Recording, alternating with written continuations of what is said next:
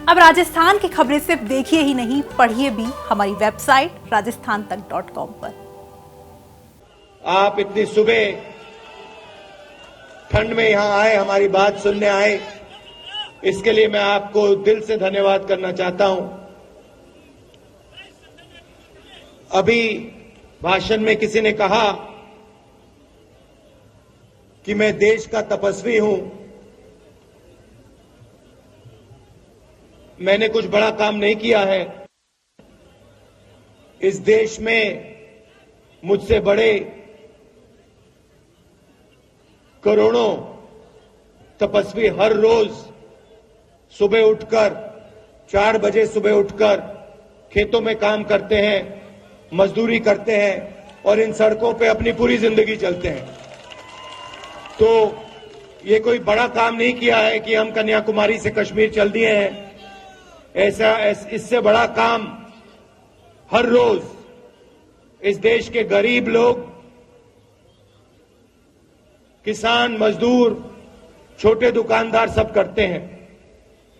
सड़कों पे चलने से बहुत कुछ सीखने को मिला, जो शायद गाड़ी में, हवाई जहाज में, हेलीकॉप्टर में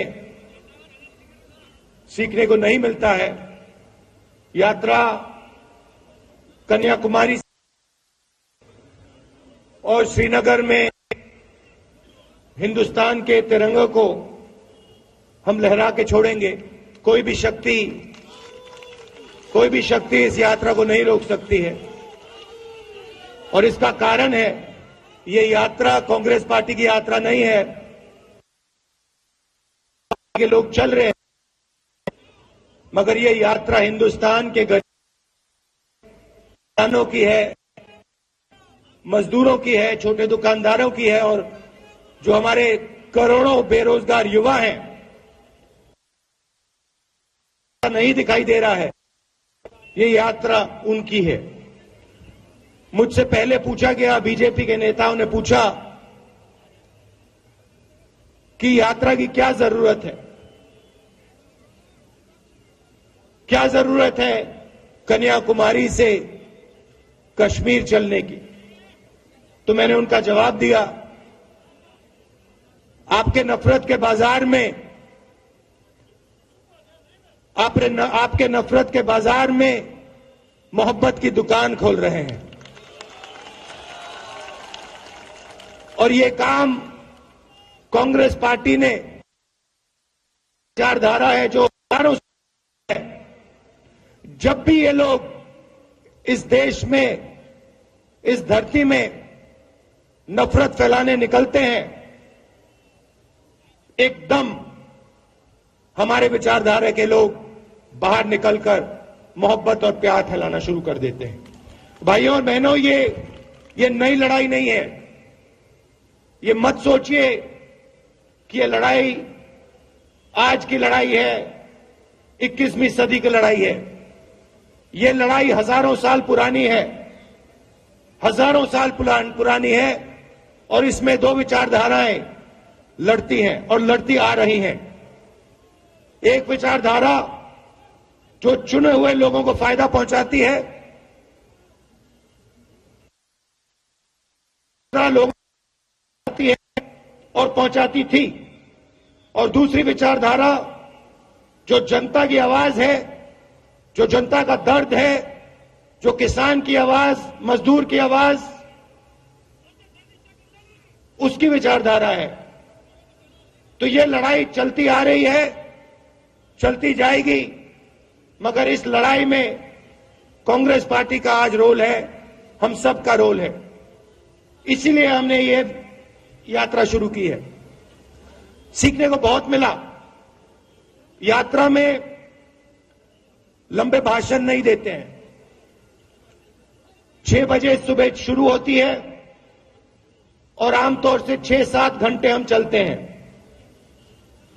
आजकल नेताओं को आदत हो गई है, और मैं हर पार्टी की बात कर रहा हूं, मैं कांग्रेस पार्टी की बात कर रहा हूं, बीजेपी की बात कर रहा हूं, समाजवादी, सब पार्टियों की बात कर रहा हूं।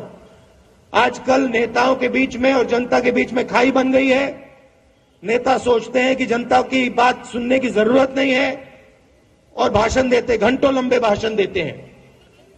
इस यात्रा ने उसको बदलने की कोशिश की है। 7-8 घंटे अब चलते हैं और सारे के सारे नेता, किसानों की, मजदूरों की, युवाओं की, माताओं बहनों की, छोटे दुकानदारों की, स्मॉल मीडियम बिजनेस चलाने वाले लोगों की बात सुनते हैं। और 7-8 घंटे बाद, चलने के बाद, सड़कों पे चलने के बाद, धक्के खाने के बाद, सुनने के बाद हम 15 मिनट भाषण देते हैं। हिंदुस्तान की राजनीति के एक विजन दिया है, काम करने का तरीका दिया है। और मुझे बहुत खुशी हुई है कि राजस्थान के चीफ मिनिस्टर, राजस्थान के पीसीसी प्रेसिडेंट्स ने डिसीजन लिया है कि महीने में एक बार राजस्थान की कैबिनेट, राजस्थान के सब नेता 15 किलोमीटर चल के जनता के बीच में जाके उनकी बात सुनकर काम करेंगे। और मैं चाहता हूं कि जहां भी हमारी सरकार है, मैं खारगे जी से कहूंगा, कांग्रेस प्रेसिडेंट से कहूंगा कि मैं चाहता हूं, सुझाव है कि जहां भी कांग्रेस पार्टी की सरकार बने, हमारे कैबिनेट को, हमारे एमएलएस को, नेताओं को कम से कम एक दिन, महीने में एक दिन इन सड़कों पे चलना चाहिए, धक्के खाने चाहिए, गिरना चाहिए, घुटने छिलने चाहिए। यात्रा भारत छोड़ो यात्रा नाम है। नफरत के खिलाफ यात्रा जरूर है, मगर 2 बड़े मुद्दे हैं जिससे हिंदुस्तान को बहुत चोट पहुंच रही है, दर्द हो रहा है। सबसे बड़ी बेरोजगारी। इन सड़कों पे हजारों युवा मेरे पास आए हैं। किसी ने इंजीनियरिंग की, कोई डॉक्टर बनने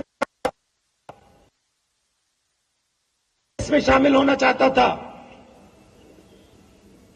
कोई जुडिशरी में काम करना चाहता था। और जब मैं पूछता हूं, भाइयों बहनों क्या करते हो, इंजीनियरिंग तो पढ़ ली तुमने, आज 21वीं सदी में क्या कर रहे हो, जवाब मिलता है उबर चला रहा हूं, मजदूरी कर रहा हूं। ऐसा हिंदुस्तान हमें नहीं चाहिए। 5-7 लोग जो भी करना चाहते हैं कर लेते हैं, अरबपति हैं, लाखों करोड़ रुपए का उनको कर्जा है, जो भी बिजनेस उनको करना है कर लेते हैं। इंफ्रास्ट्रक्चर, एयरपोर्ट, पोर्ट, खेती, जो भी करना चाहते हैं, एग्रीकल्चर, जो भी करना चाहते हैं 1 सेकंड में वो कर लेते हैं। और जो छोटे व्यापारी हैं, स्मॉल और मिडिल साइज बिजनेस चलाते हैं, उनको परे कर दिया है।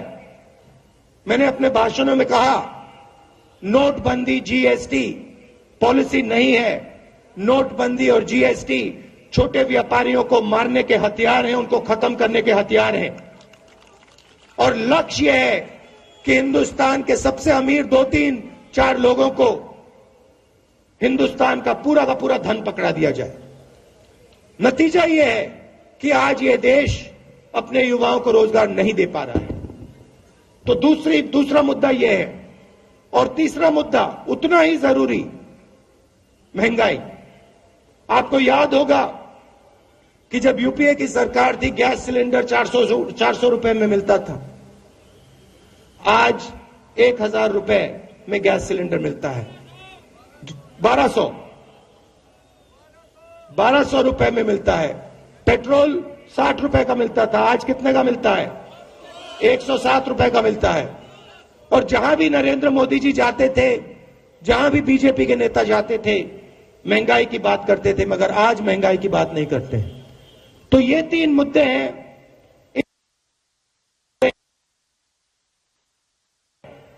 महंगाई कम करनी है और बेरोजगारी मिटानी है। आप सब आए, आपने इतना प्यार दिखाया और पूरे रास्ते पे मैं आपको बता रहा हूं, देखिए आप आज देखना, एक बात नोट करना, जैसे आज सुबह मुझ में कोई थकान नहीं है, वैसे ही शाम को आप मेरा चेहरा देखना जब मैं भाषण दूंगा। जैसा आज सुबह मैं दिख रहा हूं वैसा ही मैं शाम को दिखूंगा, कोई थकान नहीं होती। देखिए, राजस्थान के लोग, राजस्थान के हमारे नेता बैठे हैं स्टेज पे, गेहलोत जी बैठे हैं, दोतासरा जी बैठे हैं, पायलट जी बैठे हैं, जितेंद्र जी बैठे हैं, हरीश चौधरी जी बैठे हैं। इनका चेहरा देखिए, क्या ये 17 दिन चले हैं, 25-25 किलोमीटर चले हैं, हाफ मैराथन हर रोज दौड़ी है इन्होंने। क्या इनके चेहरों पे थकान दिख रही है? कुछ नहीं। क्यों? क्योंकि हम अपनी शक्ति से नहीं चल रहे हैं, हम आपके मोहब्बत और आपकी शक्ति के साथ चल रहे हैं। तो आपने मदद की, आपने पूरी शक्ति अपनी डाल दी इस यात्रा में, इसके लिए मैं बहुत आभारी हूं और दिल से आपका धन्यवाद करना चाहता हूं। और अब चलो हरियाणा की इन सड़कों पे अगले 3 दिन हम चलें और हरियाणा की जनता के दिल में जो दर्द है उसको सुने। बहुत बहुत धन्यवाद।